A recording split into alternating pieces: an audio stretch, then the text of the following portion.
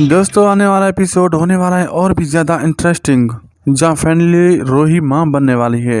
वहाँ पर सभी बहुत ज़्यादा खुश होंगे घर वाले। और विद्या कहती है कि भगवान ये कैसा खेल खेल रहा है। एक बच्चे की गोद में यानी चिलकारी और गूंज दे रहा है और दूसरे बच्चे की गोद सूनी कर रखा है। मेरे बच्चों के साथ ऐसा क्यों हो रहा है। और वहीं प्रोफासा कहते हैं अभीरा और अरमान को, तुम लोगों ने खामखा भीड़ यहाँ जमा क्यों की है। तुम चले जाओ यहाँ से, जितना देखोगे बुरा लगेगा। अबीरा और अरमान बाहर निकल जाते हैं। अरमान कहते हैं अबीरा ये सब कुछ क्या हो रहा है। बच्चे जब मेरे होंगे तो यहाँ रोही के साथ सब सेलिब्रेट कर रहे हैं। अबीरा अरमान को कहती है कि समझने की कोशिश करो। तभी रोही भी आ जाती है और कहती है कि बच्चे के जन्म के बाद बताएंगे सबको सच्चाई कि ये तुम्हारा बच्चा है।